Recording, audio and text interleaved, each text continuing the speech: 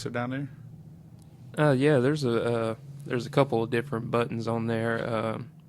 Hopefully, here in the near future, the sound pad is a little bit bigger. Got a Behringer mixer, courtesy of Mr. Zane coming in, so I'm gonna have to play with that a little bit. But without further ado, welcome back to Third Coast Podcast. This afternoon, I am sitting with Mr. Alex and Mr. Justin. How y'all doing this afternoon? We're good, baby. Not too bad, man. Not too bad. It's just another wonderful, wet, muggy day in Louisiana, and a little chilly too. It rained a lot. It's nasty. Like a outside right lot. now. All day, that constant rain too. Not that like storm, but just nonstop rain where everything gets wet, flooded. It was chaos. It started raining at like 3:30 last night. And then this morning I woke up bringing the kids to the basketball game. It was still raining. It's a lot. A lot. No outdoor activities today. I had a little bit of outdoor activities, but that was courtesy of my job. So, but got to make money, I guess. Always. Big shout out to 2024, and we're in February too. Yes, sir. Already too. It seems like blinking eye and a month's already gone. Bro, January's been the longest year. It really has. It's been a long January. Yeah? Yeah. Why you say? How so? I lost my friend right before the first of the year. Right. And then it's just been real long. Kind of a shitty start of the year. Yeah. But it's on the way up. I'm on a podcast. How's that feel? It was pretty cool. It's actually not that bad. I was way more nervous. It's really not good. We're just chopping it up. It's fun. Just kicking it, man. That's what one of the greatest things about being a part of Third Coast is everybody's welcome on the show, and we encourage the listeners to reach out and come join us on one of these wonderful occasions. And we ain't always in the shed. We can go pop up and record anywhere. Solar power, baby. Anywhere. I saw y'all all out at the Void. Yeah. At Krampus too. Yeah. Krampus, y'all did one in the old Chenevere building. Yeah. One in the gazebo. Yeah, what's that building? It's the Chenevere? Chenevere building. Man. Yeah, I mean, it made for a great shot and great recording. I think that was 218 with Jaron. Yeah. It was super tight. It was really cool. It looked really cool. Just that background of the Chenevere building. It was cool. Shout out Daraj. Daraj. Yep. Daraj. Big shout out to Spicy Ranch. Make sure y'all go out there and check out his stuff. That he just put out some new music. So, shout out to everybody in the Void family, the Void crew. We love y'all, and there's just so many people. I could go on for days naming everybody, but Spicy Ranch just had he did a set on the Chewbacca's parade on a float. Nice. Really? Yeah. That's awesome. In New Orleans, man, it sucks. I hate to miss it, but yeah, shout out to Spicy Ranch, bro. Man, everybody that I've met up here through the Void stuff, everybody's just genuine. Like that's how I describe it when people ask me what the Void is. It's like it's good music and literal genuine people, and you can't find that in a lot of places, but you can find that in Oakdale. Yeah, you can find that in Oakdale. No, yeah, it's just real people. Nobody calling you out on anything. Just everybody's your friend. Cool. If you need something, I'm here for you. Yeah. Everybody. Just genuine. Everybody's like happy to see me when I show up. It's so great. Yeah. It's so great. I don't get that very often. Yeah, I feel that. It's always great. Like all the artists that are willing to come on the show and all the people that are willing to be a part of it and make videos. Big shout out to Ben Jones. At the Chili Grilly. Sir. I don't know Ben's handles though. I would be lying if I gave the listeners that. Jance Jones, And Boudin pickles. That pickle Boudin, dude. I never had it before, and he was like, "No, try it." I was like, "I don't eat pickles." He was like, "No, try it." It was so good. It's very good. It was so good, dude. So Justin, oh my bad. No, you're good. Yeah, some people be more inviting around here in Oakdale and stuff. Justin, considering your career path, I'm sure there's some people that are not very inviting. Oh, for sure. You want to tell people what you do? Absolutely. So I am the director of nursing of a psych hospital in Lake Charles. I've been a psych nurse for 11 years. So I've worked with the mentally ill most of the time that people come in. It's an acute psych hospital. The average stay is about 7 to 10 days. So you see people that come in with suicidal thoughts, schizophrenia, like bipolar disorder, borderline personality disorder, and substance abuse, because substances will make you crazy too. So I've seen it all, man, and it's wild. It's fun. It's good to help people when they're at their lowest point. Yeah. It is. A big thing in nursing, like a lot of nurses don't like psych. They don't like dealing with psych patients, but they don't realize that psych patients get sick and get admitted to the hospital and are on medical floors, and they have to deal with them regardless. Right. And they get irritated by it. But it's crazy because psych patients get I feel like they get there's definitely a bad stigma about them. Everybody just hates them and thinks they're less humans than anybody else. But everybody has psych issues. Right. And my biggest thing talking to people, I just treat them like people. Right. That's really all I do. I just talk to them like they're people. Like, I cut up with them, I talk shit with them, and treat them like they're actual human beings. And that's what builds a good rapport with the psych patients. Just treating them like they're human beings, man.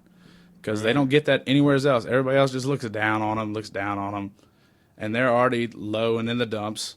So you just treat them like normal people, and they remember you. No, I always have a lot of patients that come up to me. Because, I've been doing it for 11 years, so I've been taking care of some of the same patients in Lake Charles for 11 years. Right. So when I see them when they come in my hospital, I'm like, hey, what's up, man? I'm like, oh, I remember you. And they just know. They just chill out, you know. They don't want to fight. They just chill out. They know that they have somebody that they have a rapport with that they can talk to. No, yeah. My experience with seeing facilities like you work in is nurses and stuff being fed up.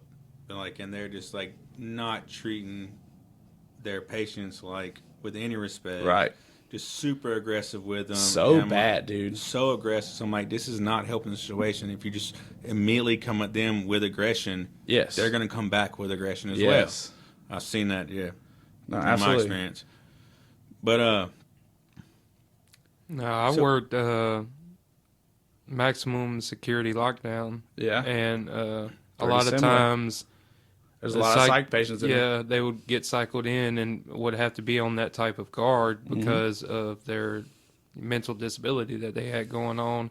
So I used to have to go in, because being the lieutenant, I would have to go in with sit with the nurse or the doctor that's in there. Absolutely. And it gave me a way different perspective on how the mental state of someone can be at a certain given time, because it can switch instantaneously, and knowing like trigger points and stuff makes you the rapport, like you were saying. You start you get rapport with the patient, but you also start learning the patient too. Absolutely. Yeah, you learn what sets them off, and you got to tiptoe around it, but sometimes they need to be challenged. Yeah. And if you challenge them in a real way, like a real human being, it usually works out fine. You don't meet them with aggression. You don't meet psych patients with aggression. You got to take them down a notch. If you're trying to calm somebody down, then you got to be calm. You can't be aggressive when you're trying to calm somebody down. That's for sure. So, Justin, you were from Lake Charles? I am from Lake Charles. I grew up in Sulphur. I was born in New York, moved here when I was 4 to Sulphur. My dad's from here, my mom's from New York. And then we grew up in Sulphur. I graduated from Sulphur High School. And then went to McNeese, got my nursing, and then applied for every open nursing position in Lake Charles. And the only one that called me back was Memorial on the psych floor. And it turns out the director of that facility used to babysit my cousins in DeQuincy. So she knows my family, she knows my name. And 11 years later now, I share an office with this lady. She's my administrator, and I'm the director of nursing. We share an office. So it's just, there's people that want to do psych, and there's people that don't. So yeah, when you find somebody that wants to do psych, I can't see myself doing anything else. Yeah. I can't be I don't think I can be a floor nurse. I mean, I could. I'd probably be bored. Yeah. There's psych it's feast or famine, man. It's either balls to the wall, crazy, everything's happening, or there's nothing going on. All right. So it's just like you just have to kind of even flow with it, bro. Just roll with everything. You just What's have one of the main causes to like set up a ruckus, essentially? Do you think it's the staff, or is it one patient just kind of hyping everybody up because they're having an episode? sometimes there's the patients. If there's an aggressive patient, he'll kind of hype everybody up. But most of the time, when one patient is getting really aggressive, all the other patients chill out and just kind of watch. And they watch everything that you do and write down everything that you do to make sure that you're doing it okay and they can't get a lawsuit out of it or anything. But so a lot of psych patients are looking for reasons to blame the nurses for absolutely. Absolutely, man. I can relate to that. That sounds like being a correctional officer, because you're going to handle these like crazy situations, and then it gets one person is, for instance, trying to eat one of the tube lights up there, breaks it and is literally eating it, but there's people watching what you were doing to make sure you're following the proper protocol. And if you don't, they'll just send it kite or a letter to this dude, be like, hey, you did this wrong, you can sue the company for this. Right. And it happens to a lot of people. Oh, it's a lot. It's crazy. You got to be careful. Always got to be careful when you're doing everything. It is wild. And you working in the prison facility is very similar to what I deal with, because a lot of the prisoners are untreated. They have a lot of untreated mental illness. Yes. A lot of substance abuse. I mean, all that substance abuse causes mental illness. Like a lot of trauma. A lot of trauma affects the prison population, for sure. Like trauma at a young age. And then, I think there's a correlation between childhood trauma and there definitely is in mental and having a mental illness, but probably too with like getting in trouble with the law and everything. Just when you have to deal with that at a young age, it makes you grow up a lot faster than you're supposed to. It's really what it is. Like childhood trauma, it induces the body to grow up. It's like, okay, no, you're dealing with grown people problems. You have to grow up. And your child brain can't really deal with that. So it's like they just never evolved correctly. Never. Yeah. So do you think it is a lot better? I mean, we see all these people on the street and stuff, and most of them have mental issues, homelessness and stuff, huge mental issue population. Do you think, and a lot of Mitlocks were in prison and stuff, do you think it would be a lot better to put them in facilities that you work at instead of just locking these people up in prison? I mean, what's the correlation to do? Definitely. It would be better to have them in some kind of long-term care psych facility. But we shut down a lot of our long-term state beds. That's what I was about to bring up. This, especially Louisiana is one of the leaders in this recently. They cut a lot of funding to the hospitals for psych patients, and now a lot of them are being transferred into penal institutions in a lot of cases. And a lot of these people come out and have attacks or, episodes, and it leads them to, they just get charged and they just throw them in the jail. And it's not even, it puts a way different strain when you take someone mentally capable on certain situations. You throw them inside of prison and that type of environment, it sets into a different monster. I've seen people like that literally had mental problems, and then like just the prison like atmosphere and mentality, it's cutthroat. Bad. It's cutthroat. And and then you'll see like their files and the situations and stuff. You're like, maybe if he was getting the right help at a certain time, he would have never had this crime committed. And you're like, damn. And then you see all like, we're cutting back on this taxes, so it eliminates this from hospitals. Right. I was going to ask, how does that make you feel like that? Should there be more funding in y'all's field to allow why that won't happen in the future? But now it's like you see it and it's like defunding. You're like, we need it so bad, and it's like y'all taking money away. It seems like counterintuitive into a mission that should be done. Absolutely. There used to be a state hospital in Kinder. I think it's at the Kinder Hospital. There was a state hospital. So to go to state, you have to go through your commitment, and they're like, we can't fix you in 15 days. So you need to be judicially committed, and then the judicial commitment is up to 6 months. Wow. So, and then these patients, they usually stay on the acute psych floor for about 2 months usually, and then get sent off to the state hospital where they would keep going for up to 6 months or whatever. But they have defunded that a lot, and they just kind of release the patients out into the world, and that's why they're just ending up in the correctional facility. It might actually, I don't want to say it'd be better, but some of these patients can't live on their own. Right. And stuff like that happens where they commit a crime and they get put in jail. No, it's not like being in a hospital, but I know they have psychiatric care in jails. Yeah. There's a psychiatrist there. They get their medications. There's people watching them, but that's what happens when you don't watch them. They commit crimes. They hurt people and stuff like that. The severely mentally ill patient. But is there more like rehabilitation inside of the psych facilities compared to jail? I would assume so. Way more. We do yeah. so many groups. We have social workers and licensed counselors that we talk to patients all day long. We're trying to give them the coping skills to deal with all of their issues. Right. And they don't have that in jail. They just see a doctor probably for like a minute. Just so they can get their meds. And he gets his meds. And yes, medication helps, but medication doesn't fix. It might help 75%, but the last 25% everything is counseling and therapy, trying to go break through all these Just things. understand how to deal with situations when you're And confronted with them. A lot of it's to keep them comatose, really. Yeah. If they have like an extreme mental illness and stuff, they get prescribed these, wild stuff to keep Hard them. drugs. Yeah, to keep them. And then a lot of people in the system know that, so they act like that, so they can get to them type of hard drugs. Because it'll get you a little high. Yeah. No, You- yeah, I've you can seen feel in the you can psych feel a little high. facilities, I don't know what's in it, but they called it booty juice in the psych facility.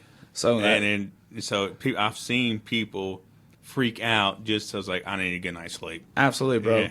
I can't wait till I get older and I go to the hospital and I act up so I can get. It's called nursing slang we call it a B-52. They called it the cocktail in prison. Yeah, it's a cocktail. We call it a B-52. There's the one of them. It's Benadryl 50 milligrams, Haldol 5 milligrams, and Ativan 2 milligrams. That's the main booty juice that you hit somebody with. Yeah. And I wish it was like instant, like Dexter. He just fucking stabs somebody in the neck and they go out. No, it takes about 20, 30 minutes. Yeah. Oh, so that's a myth? It's a myth. Oh, okay. The closest thing to that is ketamine. IM ketamine is 5 minutes. Really? And they go from acting up to passing out. But then you have to put them on cardiac monitoring for the next 6 hours. So we don't give ketamine in our facilities because we don't have cardiac monitoring. Right. But so we give the Benadryl, Haldol, and Ativan. And yeah, they usually just go to sleep. And they sleep for the next 12 hours and they wake up well rested. Little groggy because we gave them an antipsychotic, Yeah. Kind of takes them down a notch. Also in the psych facilities, I've seen like they have the strap room. I don't know what y'all call it. Oh, restraint room. Restraint room. Seclusion restraints. And like, yeah, I understand someone's freaking out. They worry about them harming themselves and all this. But if you lay somebody on the bed, any human would freak out way more now that they're strapped to a bed. Absolutely. Oh, I got, when I worked at the prison, to be certified to do that to somebody, they have to do it to you. And you have to sit there for like 5 minutes strapped up. Put it this way, I'm like a slight claustrophobic type person. I mean, I fly and do all that type of stuff, but like I do have like claustrophobia problems, so I don't like being tied up. Yeah. And when they put me in that chair, and I'm calm and whatever. Oh, you're in the chair, not flat on a bed? No, I was like, they put me in the restraint chair. I have one, yeah. Yeah, and like you had to sit there for 5 minutes, and I'm telling you, about 2 minutes in, you like mentally, you're like, because you can't fucking Locked move. in, dude. It mentally, I'm like, gonna flex and bust out here. Nope. It ain't happening. Nope. But I actually had to put someone in one Yeah. before, and that's a rough when they're flashing out. Yep. Basically, it is. I'm a grown man, and I had to put like 140-pound dude in one of them chairs, and he felt like I was trying to put Hercules in a chair. Dude, fighting for their life, dude. That's what usually they're fighting for their the life. scariest thing. Can you imagine? And it's doing not that? just you. Do you have a team you work with? Always. Okay, Yeah, so we that- always have several people that'll. And you're a bigger guy. That's how my team worked too in cell block. Like all the big dudes worked in cell block. That's just how it is. You muscular. You big and chunky. You're a You big just guy, though. you just a big dude. You working in cell block. And Put some weight on the people. It took like 3 of us to put this. I'm talking about like someone like Justin's size. I forgot his name, but he was like 6'8", just big old dude. And it took 140-pound dude. It took us like manhandling this dude to strap him up in this chair. It was bad. There was one patient that we had to put in restraints. This gentleman was like 450 pounds. Holy And shit. we were about 50 yards away from the restraint room. We had to go around a nurse's station, down a hall, into the restraint room to put him in restraints. Bro, that was the hardest thing I've ever had to do in my life. He was fighting for most of the part, but he got a little winded. You know, he's like an alligator. You got to tire him out, and then they'll stop fighting. This is where you're at now? No, it was at a previous hospital. But, The A hospital? yeah. Oh, sorry, I know you. But it's like he was on the ground, so we had to drag 450 pounds. Like we had to get sheets underneath him and drag him like Dead weight. Too. always, and kicking. Like somebody was riding his leg, like literally like just bear hugging his leg, and he's just flopping this person around. So he was in the outside area? No, he wasn't. He was on the inside. It was on the adolescent unit. Oh, was so you had to bring him all the way from adolescent to the... No, to the restraint room on the adolescent unit. Oh, I don't know. No, Yeah, so it's like he was over here. You had to go around the nurse's station, down the hall, into the restraint room, get him up on the bed. We got about halfway, dog, and I'm talking to this guy. I'm like, bro, are you done? Like, can you just stop? I don't want to do this anymore. I don't want to drag you the rest of the way, man. It's so hard. It's like huffing and puffing, bro. Like, like it was so hard to get him all the way over there. So there's some big people that like to act up. They really are. Yeah. But yeah, my size helps being a psych nurse. Yeah, for sure. And my talking ability. I used to not be as good as I am now. I've learned a lot being a psych nurse. When I was younger, I was more ready to fight and ready to go and deal with those situations. Now, I don't want to do that. No, somebody's going to get hurt. I'm going to get hurt. I'm going to be winded. People are going to laugh at me. So it's like, no, let's talk to them. And that is the coolest thing, man. When you can talk to somebody and make them do what you want to do, just by talking to them, just take them from their like just fight or flight response back into their frontal brain where they're starting to reason, and then they calm down, and then they apologize. Oh, in every situation where we've had any kind of issue on the unit where we've had to restrain people, it's the next day they come back and apologize. They really do. Yeah. And I tell them that too. When they're fighting, cussing me out, fuck you, you fat bitch, fuck you, fuck you, fuck you. I'm like, hey, bro, you're going to apologize to me tomorrow. He's like, fuck you, no, I won't. Next day, hey, man, I'm sorry about that. Just have an episode. Yeah. I was like, you're good, dog. You're good. You can't hold grudges. Yeah. You're fine, dog. You're good. You're great. We're great. I ain't worried about it. Joe, have we ever been able to find a video or get the video of you getting KO'd? What? Oh no! Oh, you talking about in the prison in cell block? You got KO'd? Yeah. This dude.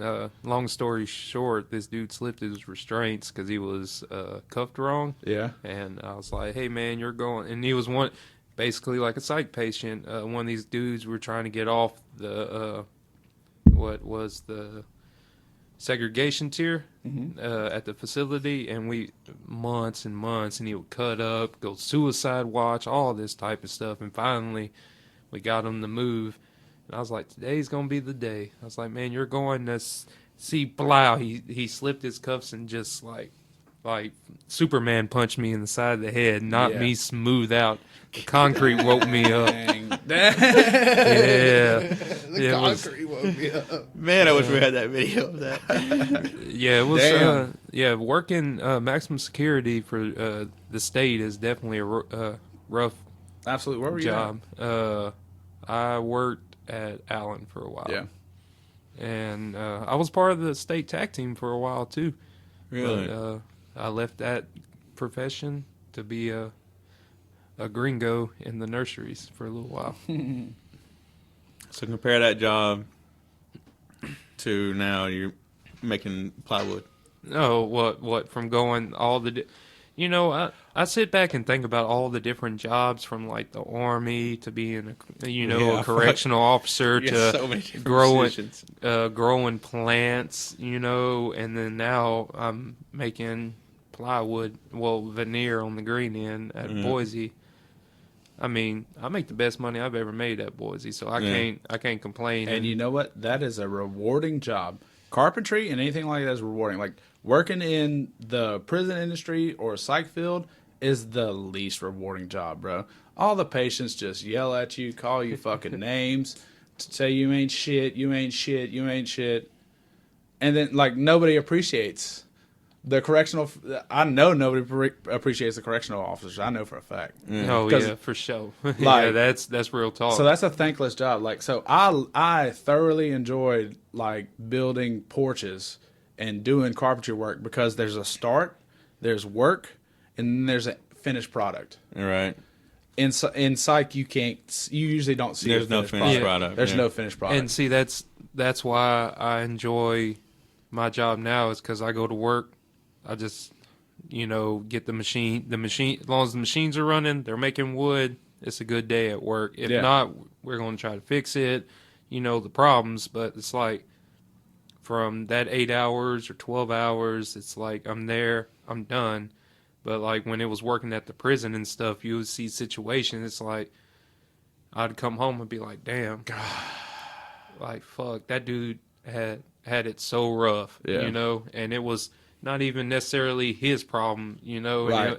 And then that part weighed on me a lot. Yeah. So now it's like when I go do my job, it's like job, home. Yes. And it's not like job, home.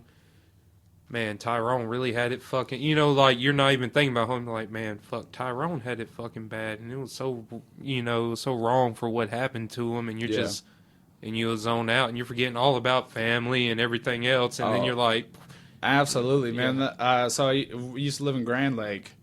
And it was about a 30-minute drive from the hospital home. Like, there's so many times just after a bad shift, I just ride home in silence. Exactly. And just thinking. And it's like, God, it's hard not to bring that home. It really is hard to bring this work not home. You just kind of got to just cut it off. You learn that people, I mean, you have to learn that you only have a limited amount of fucks to give. Yeah. Like, don't care about the people that don't care about you. I don't value people's opinions that I wouldn't go to ask help for. I try not to value that. Like somebody saying something bad about me, I don't put any weight in it if I don't know you, bro. If I'm not going to ask you for advice, then I'm not going to value your opinion of me. Right. So that was a hard thing to learn, and it took a long time to learn that working. Just not getting irritated with patients. Like, they don't know me. Like, they don't know me. Their opinion of me doesn't matter. Right. Well, and with patients, the same thing as a prison. Like, for them, like, they're very similar. Like, prison and patient very psych similar. is very similar. Yeah. But, like, you get to go home at night. Yeah. After your day at work, you get to go home. Mm-hmm. Those people are still there. Still there. They have to sleep there. That's where they're at. Yeah, I got something to add to that. I used to carry, when I worked at the prison, for about 6 months after I started working for the prison. I worked there for about 3.5 years ish, and about 6 months in, I carried a pistol with me everywhere I went. because dudes would be like, because their people would find out who you were, because you had Facebook. Really? That's why now, like, if you look up I have to add you before you look up my Facebook, because they would look you up, because it's just easy. Everybody has Facebook. They look you up. Oh, you live in Oakdale. Yep. This, that, and the other. And dudes be like, hey, I know you live in Oakdale. My people might be by your way. So it like paranoia set in, and that's one of those things that like a lot of correctional officers and stuff have to deal with. These, not necessarily these inmates are going to act on the action, but that is a real thing that they have to deal with too, because you could be like, say you write them up for being on the phone during count or some shit, and they'd be like, oh, hey, Oakdale, Willis, find his people, and they hang up the phone and go sit on their bed, and you'll be like, fuck, you know what I'm saying? It was bad. That's wild. That's one of the driving reasons, because when I worked cell block, I got death threats and like, I'm gonna send my people your way and shit like that. So yeah, that's way more extreme than what I have to deal with in a psych facility. But I have been threatened and everything, and I don't put my last name on social media, like, because it's too easy.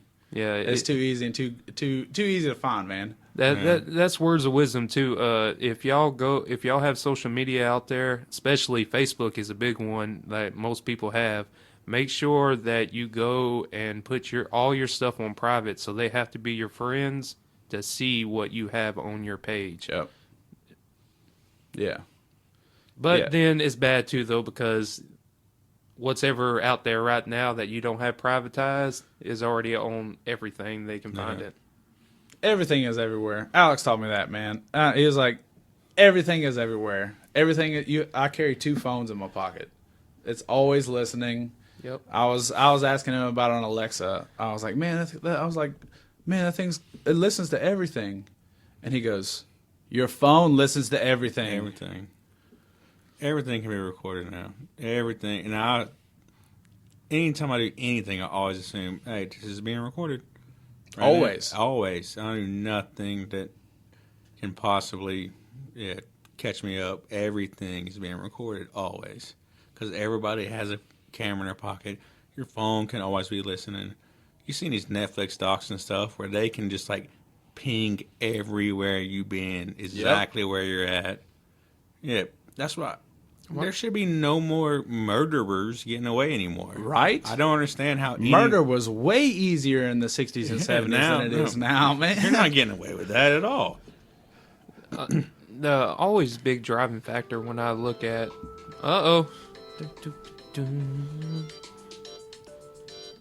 my bad. It's not the sound pad. It's the iPhone. I'm a more Android guy myself.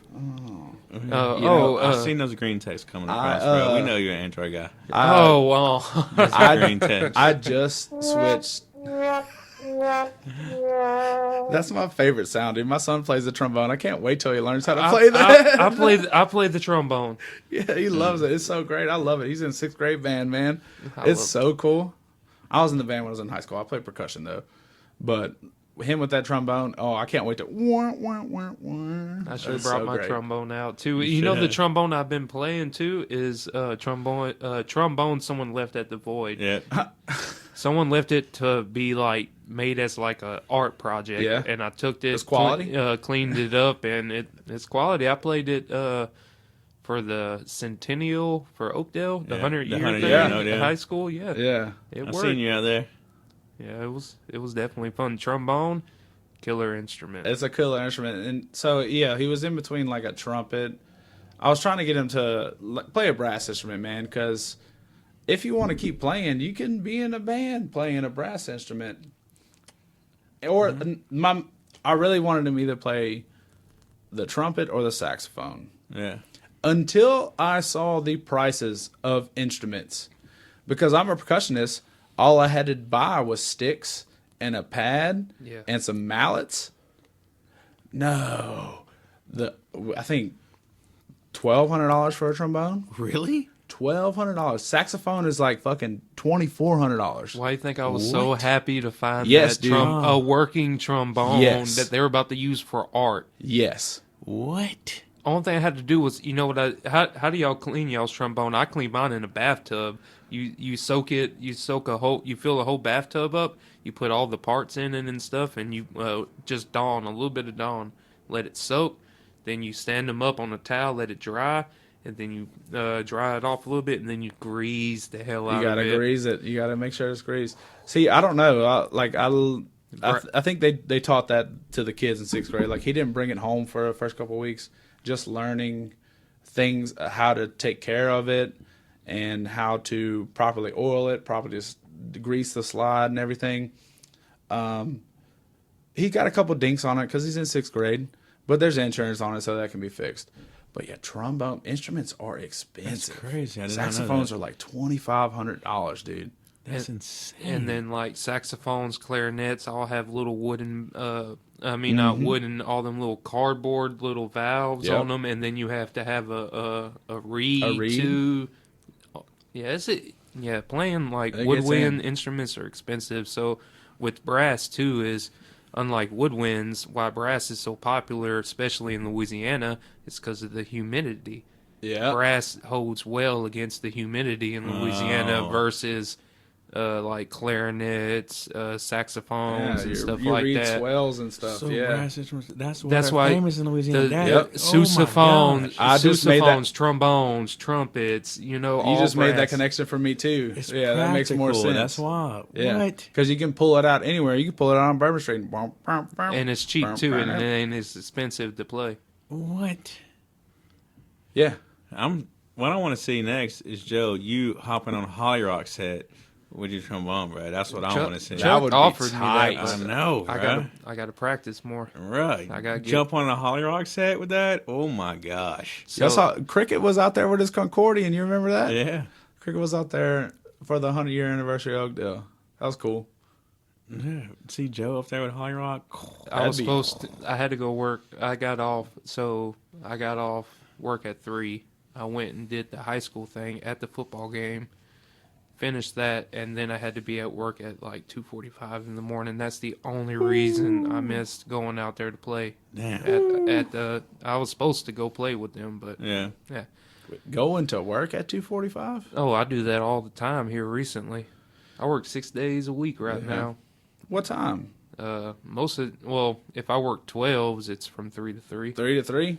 I have. That's a pretty. I like working 3 to 3. I like getting off 3, and then like going in nursing when you go in from 3 to 7, everybody's asleep. You don't have to pass morning meds. It's easy. But like working night shifts, about 4 o'clock, you hit a wall, and it's like, okay, there's nothing to do, and you're just sitting there trying to stay awake. And about 5 o'clock, patients start waking up, start giving them coffee, got to draw blood and stuff like that. But it's like from 4 to 5 is like, oh my God, I'm just gonna go to sleep. Yeah, that crazy schedules for y'all, bro. I work like 7 to 3, 7 to 4 every day. Must be nice. No, Monday through Friday. I can't complain. I got a Monday through Friday job, and we're working pretty good. So it's I work like 8 to 2:33 because I got to pick up my kids off a school bus. So it's 8 to 3.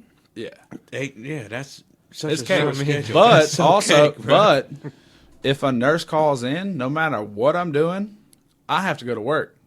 Like, because I have 2 nurses that work in the building. So you're always on call? Always. I'm on call right now. Always. 100% so of the your job time. can call you right now, and you got to go. Yeah. I got to head back to Lake Charles. Yep. Whoa. That's tough. Always. That's tough. I get paid for it, though. Oh, yeah. I get paid pretty well. Well, I think this is a good time for a mid-show break. Make sure y'all check out Third Coast Podcast on 5000ws.thirdcoastpodcast.com on all major streaming platforms, Instagram, Facebook, TikTok, and 5000ws.thirdcoastpodcast. And we will be right back. All right, so we're back from break. So this next little thing we're going to talk about this afternoon is about mermaids. And the reason why I think it's real relevant is because if y'all ain't checked it out, check out the Mitch Lang interview for his upcoming movie, Sea of Madness. And he brought up that one of the creatures that comes from the black goo is mermaids or mermans.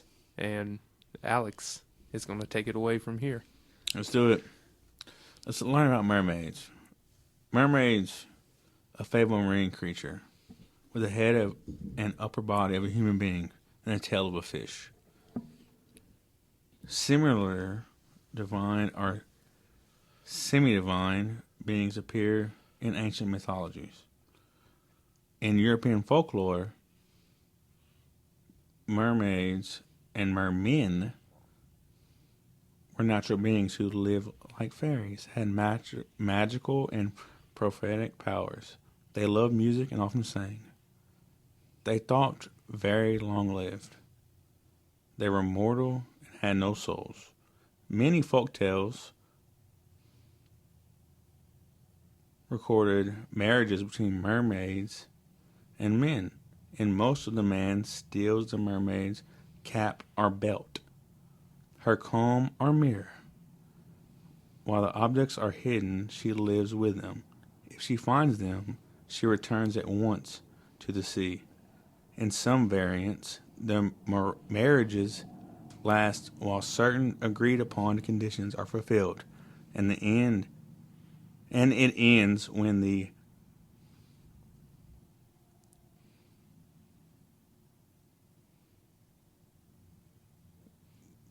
conditions are broken. Though sometimes kindly mermaids and mermen were usually dangerous to man, their gifts brought misfortune, and if offended, the beings caused floods and other disasters. To see one on a voyage was an omen of a shipwreck. They sometimes lure mortals to death by drowning, as did Lorea of the Rhine, or incited young people to live with them underwater, as did a mermaid whose image is carved on a bench in the church of Zenora, Coral, England. Aquaman. You did well, bro. You did it well. was nice. I'm you sorry, it's kind of on the spot. My bad. You did a lot better than I would have done.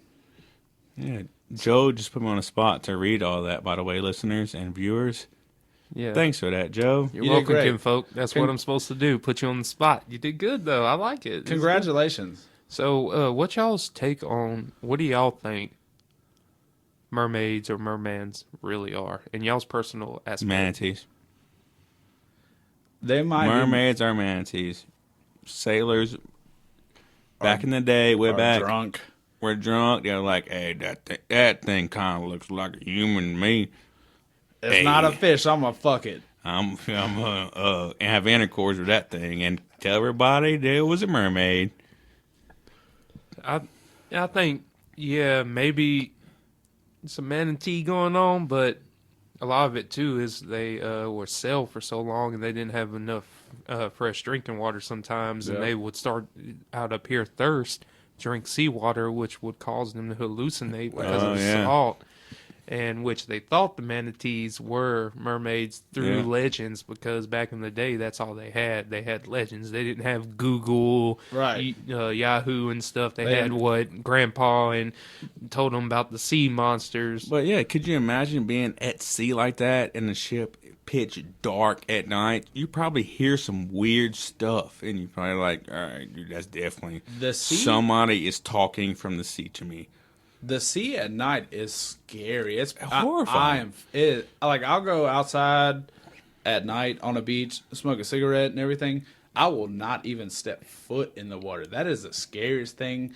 I think that is just the scariest thing. The sea at night. No, and could you imagine being on a ship thousands of miles from the coast and in the middle of the ocean, pitch black? You can't see anything.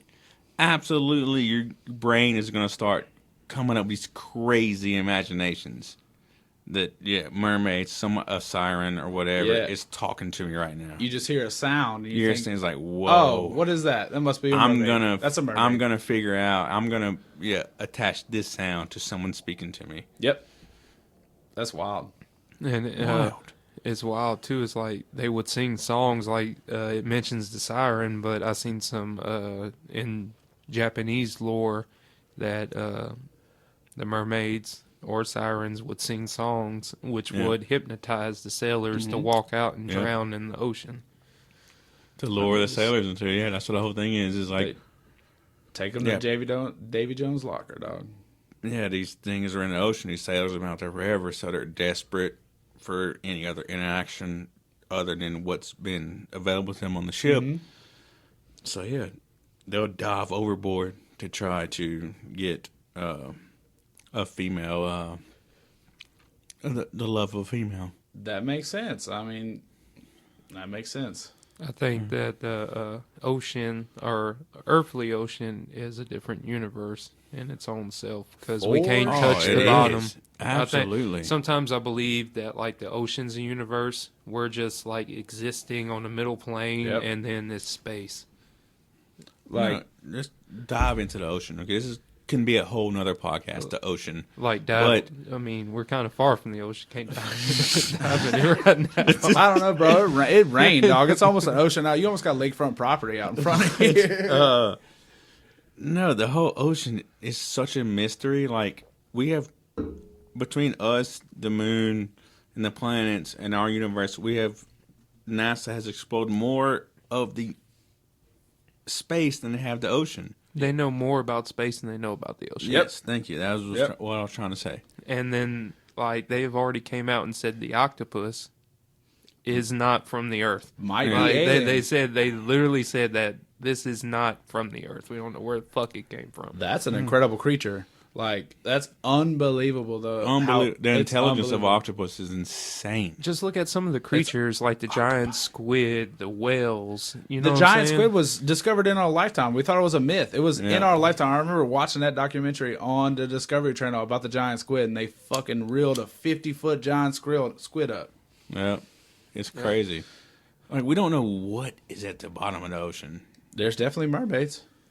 Probably mermaids. Probably something else way crazier than even mermaids. So make sure that if y'all are excited into mermaids, y'all have listened to the Mitch Lang interview, make sure that y'all stay tuned for the Sea of Madness. And while y'all stay tuned, make sure to check out Bogman on YouTube, Roku, everywhere. Just type in the Bogman and check it out because it's, look, the Bogman. But legends are sometimes true. I'm going to digress a little bit from the go ahead and from the mermaids, and let's talk about some king cakes. I know a lot of listeners out there ain't from Louisiana, and when y'all hear it's Mardi Gras down here, y'all think we getting drunk, throwing beads, seeing titties everywhere, and that's not really what's going on. It's like a whole bunch of people riding horses. And a whole bunch of people talking shit about Walmart king cakes, and everybody's buying them because the only place people shop around here is at where Walmart. So, but that's all that is going on too. I mean, let's be fair. Yeah, there's a lot of that. No, let's be fair. Oh, okay. So, where to be fair? Yes. There we are. Yeah, okay. The only place you're going to see in Louisiana where someone gets beads for flashing their goods is in New Orleans. That's it. It ain't nowhere else. And you're not about to go up to Alexandria. You ain't going to Mamou. You ain't going to Oberlin. Oberlin has a hell of a fucking good Mardi Gras, and a lot of people don't know that. Absolutely. Bro, Mamou's Mardi Gras Mamou is where, that's my Mardi Gras I knew growing up. Yeah. That's the Mardi Gras I went to growing up. And the Mardi Gras in Mamou and the Mardi Gras in New Orleans are two different totally different things. I've never been to the Mardi Gras in Mamou. This year, next week is the first time I'm being Mardi Gras for New Orleans. Oh, you're going to New Orleans, yeah. But no, Mardi Gras Mamou is just on the main street in Mamou. It's just a bunch of like Zydeco drunk people trying to do stunts on horses, standing up on horses, just doing chicken runs. Like, that's not chicken New Orleans. Runs, yeah. There's no chicken runs in New Orleans. They go down like all the back streets and back roads. So say you live in Cajun country. I call it Cajun country hell. It's what I call Mamou and stuff because it's the real Cajuns out there because these are broke people that continue the tradition on. And it's the truth. And for people that don't know what chicken runs are, chicken runs is when everybody puts on these Mardi Gras outfits and that are a little racist. Okay, and they put on these Mardi Gras. Oh shit, wrong button. My bad. That works. Just go on these chicken runs, And they put on these Mardi Gras outfits that have these tags, or what do you call those? Tassels. Fringe. These fringe all over the outfits, and they literally let go of chicken and they chase after a chicken. And this comes from, the origin of it was the people who were very less fortunate, poor people, they would, during Mardi Gras, during the season, they would go to people who had money, who had chickens, had livestock, and they would go and steal their livestock, go steal their chickens, I didn't know so they that. would have food. That's how the origin of it came from. And now it's just, you put on these silly costumes and you let chicken go free and you chase after a chicken. Chase it. And then the thing too is like you harvest the chicken too, Yeah. like, and then you feed the, like, it's like a community gathering, and Right. everybody puts it's basically it's supposed to be like a Cajun trail is what Mardi Gras is supposed to be about. And the chicken chasing, you catch the chicken, then you cook the chicken, and you make gumbo to feed everybody, or Gumbo. jambalaya or whatever. Yep. And it's a little side note too that's really aggravating me from being a Louisiana resident right now is like crawfish was designed for a poor man's meal, Yep. because that's all they had to eat. They're like, hey, let's eat this bug that A bug. It's a bug. that is around the rice fields. And now motherfuckers are paying $16, $17, $18 to have crawfish. Yep. You know what I'm saying? And then it can, to me, it counteracts what the real purpose. value of that was, No, and that's- why it has its identity. And now it's like you upcharging for Oh yeah. a ditch bug. That makes no sense. I heard that we're not gonna have a crawfish season this year. Like, it's supposed to be outrageous. Yeah, is it going to be bad because of the drought? But this is like almost all Cajun meals are come from the less fortunate. The gumbo is just whatever we had left over. Throw the it in there. scraps, just throw it together. Make a roux, All throw it in these, there. jambalaya, like you said, everything is just like rice, and then whatever you have left over, boom. you All look- Cajun meals. Boudin. Boudin Prime is the example. scraps. Is Yeah. The the scraps. It's That the trash. Louisiana, we've been living, a lot of our foods are based on how we have lived for hundreds of years down here, and Louisiana has been bottom of the boot and bottom of the barrel for a long fucking time, and On a it's lot of evidence things. within our food, within our culture and everything. Absolutely. No, and still, Alligator, nutria, anything. people always say, and Nutria. even though it is the lower bottom of the food, people always say, hey, if you had to choose one genre of food, Mexican or Italian. No, me, I'm going Cajun No. all day. South I-10 Cajun. Cajun food. Give me some gumbo, some jambalaya, some crawfish. That's my jam, bro. Yeah. That's so much. I love it. I love it. I love fucking Cajun food. Now, let's talk about this fucking king cake. So, what Let's is a do it. king cake? The name king cake comes from the biblical story of the three kings who brought gifts to baby Jesus, a blend of coffee cake and cinnamon roll. The king cake is usually iced in yellow, green, and purple, the colors of Mardi Gras, and is frequently packed with fruity fillings and delectable cream cheese. Fruity feelings. Fruity fillings. And hidden within the seasoned sweets also lies a special surprise, a plastic king cake baby to continue the fun. What does the baby inside the king cake mean? Hidden in its interior under a slice is a small plastic baby. Whoever finds it must either bring the next cake or throw a party, thus sparking an unending round of food and fun, whether it's in the workplace, home. The king cake is a special gift that keeps giving throughout the Mardi Gras season. Always. So I'm going to stop right there and ask, what is y'all's favorite type of king cake, if y'all have one? Bavarian. Bavarian? Bavarian cream cheese, right? Yes, sir. That's mine. I think mine is cream cheese. Is it Straight same cream thing? cheese. Yeah, yeah. Yeah. I like Bavarian. I like strawberry cream cheese too. I was about to.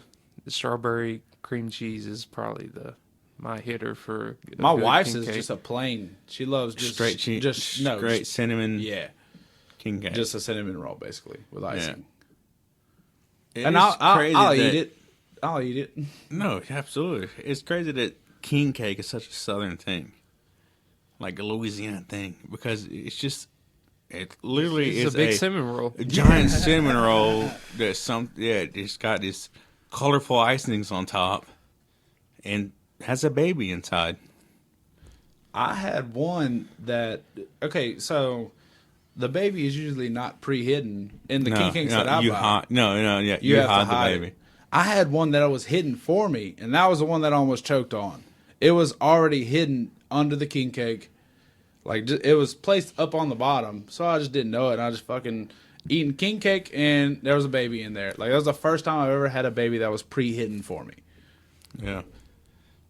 And if Joe's beautiful lecture wasn't clear enough, the king cake have a baby in it, and the baby means it's lucky to get the baby, but most people don't look at it as lucky, because if you get the baby, you have to buy the next king cake. Buy a king cake. Yeah, for the party or throw a party or whatever. So, but the baby means that it's prosperous, and you're going to be successful if you find the baby. So it's a lucky thing, but you have to buy the next king cake. Yeah. And then the Rouses in Lake Charles that I live in, they don't stop making king cakes after Mardi Gras season. Really? Like, there's Valentine's Day king cakes. They make king cakes all year round. They just change the color of the icing, dude. And honestly, in Lake Charles, Rouse's is probably one of the better ones that you can get. No, the best king cakes come from donut shops. Yeah, but I don't like donut king cakes. Not at all. Have you ever tried the boudin king cake? I have tried the boudin king cake. I ain't never had one yet. I've had it. Yeah, it's it's a cinnamon roll stuffed with a boudin. I want to. There's been some mixed reviews on the ones in Lake Charles. They put like crawfish. Oh yeah, the crawfish sauce all over the top of it and everything. So I'm waiting to find my one. But I eat a boudin kolache every morning for breakfast. So I feel like I'd fuck with a boudin king cake. A boudin what? Kolache. A boudin kolache. Yeah. What's a kolache? What? What the fuck is a kolache? I don't know what a kolache is. So a regular kolache is just it's sausage in a piece of bread. It's like this croissant. Yeah. Croissant bread. Stuffed with meat or cheese. It's usually sausage and cheese. Usually sausage and cheese. And we do boudin down here. And they do boudin. And for those who don't know, boudin is a sausage in Louisiana that consists of like pork, liver, onion, rice. Yeah. It's amazing. So they delicious. put it in a croissant in bun? a croissant bun, yeah, just in some kind of casing. They just wrap it with bread, bro. It's the best thing ever. There's just one place in Lake Charles, dog. I'm gonna bring you one, dude. Joe, you blow my mind that you don't know what I can't believe that you didn't know what a kolache was. I cannot believe you don't know what kolache is. You are opening my mind right now. I'm sure the you third can get one. third food eye in Louisiana. Donut Palace in Oakdale definitely has kolache. Get you one, man. The sausage rolls are tight. You know, sometimes they just put a hot dog in it, and it's like, eh. But I'm gonna definitely have to check out that a kolache. Kolache. So like pig in a blanket. Yep, Yeah. that's It's what it a is. pig in a blanket on steroids. Yeah, it's really? It's Yeah. bigger. It's bigger and for breakfast.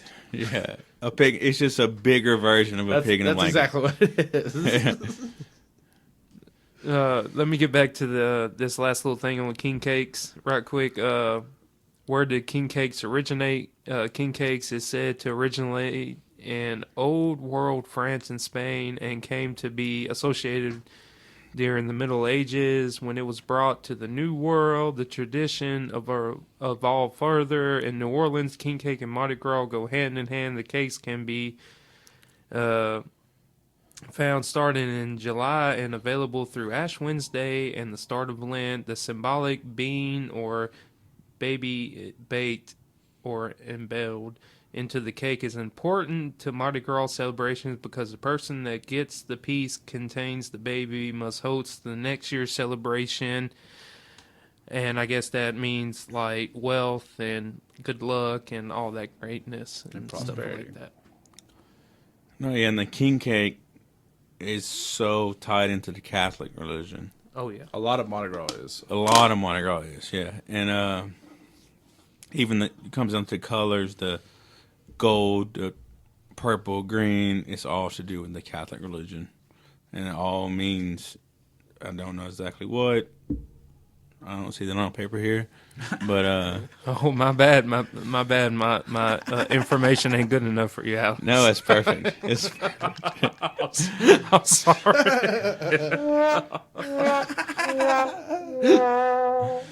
But, yeah. Apologize. I ain't Wikipedia over here. Don't be sorry. Just be careful.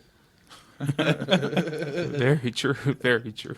But we're ending to the end of episode 220, and I want to thank Alex and Justin. Thank y'all so much for being a part of the episode, and let's dive into a little bit of words of wisdom, and then we get to our artist of the week.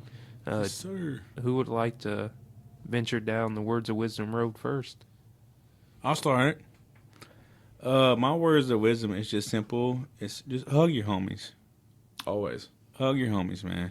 Hey, always make sure, reach out to them. Yeah, that's it. Reach out, hug your homies, love your homies. For sure, dude. And yeah, I just went through that, bro. I work with this guy. He's one of my best friends. You know, seeing him every day. Yeah. You just let people know that you love them. Yeah. And that's what I've been trying to do since then. You know, I've been trying to. I've been making sure that I've been making sure that I hug my homies, bro. Yeah. I really have. Reach out to them, man. Hey, if somebody that you ain't talked to in a while, just let them know that you're thinking about them. Yep. If you think about somebody, immediately just shoot them a text. Saying How I easy think is about that? you. What up? Hey, what's Yeah. up, man? Shoot them a text. Whatever. Easy as that. Love your homies, hug your homies. That's my words of wisdom. That's great. Joe? Justin? Well, I'm gonna throw back to Ted Lasso because I watched that and it came up recently on my social media. It's don't be judgmental, be curious. Like, don't judge somebody. Ask questions first. Yes. Just ask questions. You don't know them, so be curious before you judge. I guess my words of wisdom is if you have $1, give 10 cents back to the community. Yes. I'm in the building process, ideal phase of doing some pantry boxes around town. Nice. And I feel like if I can feed my family, that if I build one of these boxes and put $5 worth of groceries in it, someone might come by and get a loaf of bread or a can of, a bag of rice or some beans and Right. stuff. But what I'm saying, if you're living comfortably, that means you can give back a little bit. And I encourage everybody to find some type of organization or even start your own organization to find a way that you can give back financially, personally, physically, mentally, spiritually, any of them routes, because we all have it in us, and it takes time, but give a little bit more time back to the community is my words of wisdom. Yes, sir. Sounds great.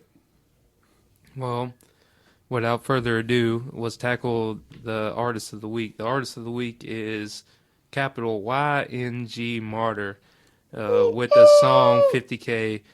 YNG is an unconventional artist in every sense of the word, known for his distinctive style and his out-of-the-box marketing techniques that have garnered viral online success with over 2 million streams across his catalog.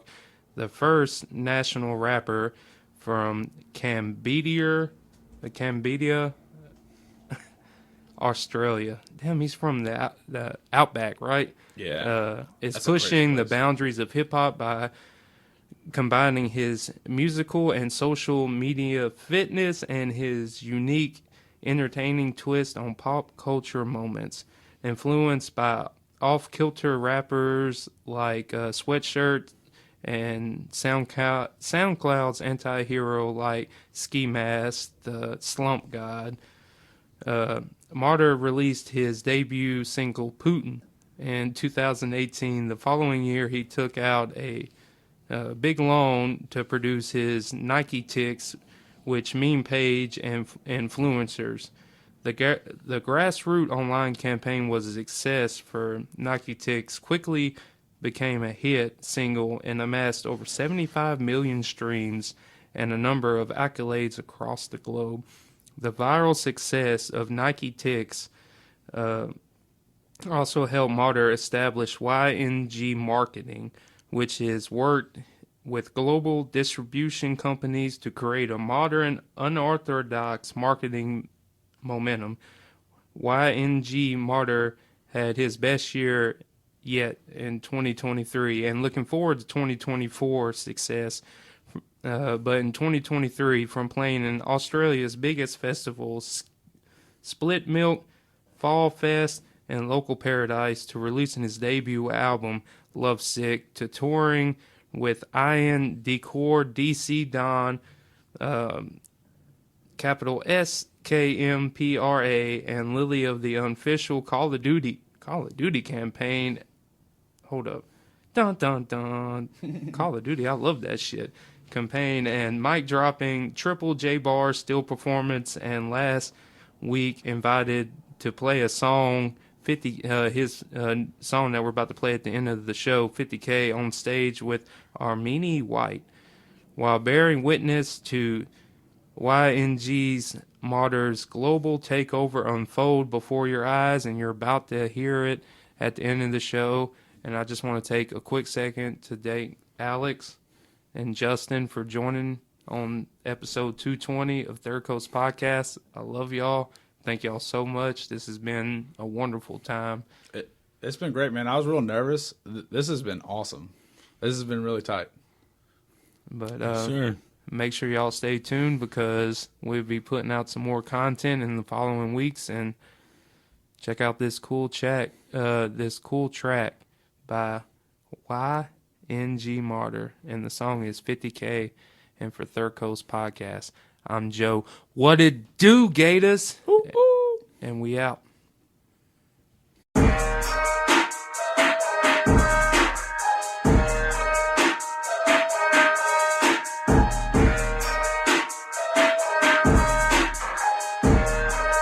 Yeah, I just got hit with a 50K tax bill, 300 racks in a year. How does that feel? Bitch, I'm feeling great. My pocket straight. I made some MP3s and opened up the gate. I just got hit with a 50K tax bill, 300 racks in a year. How does that feel? Bitch, I'm feeling great.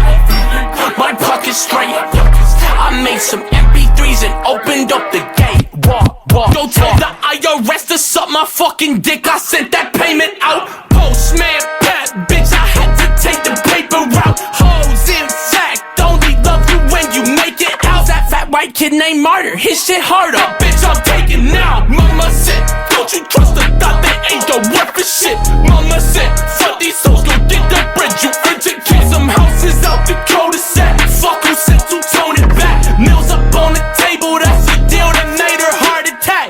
More, I feel like the GOAT, but you know I need more. Money by the boat, but you know I need more. I got diamonds on my throat, but you know I need more. This is the human condition.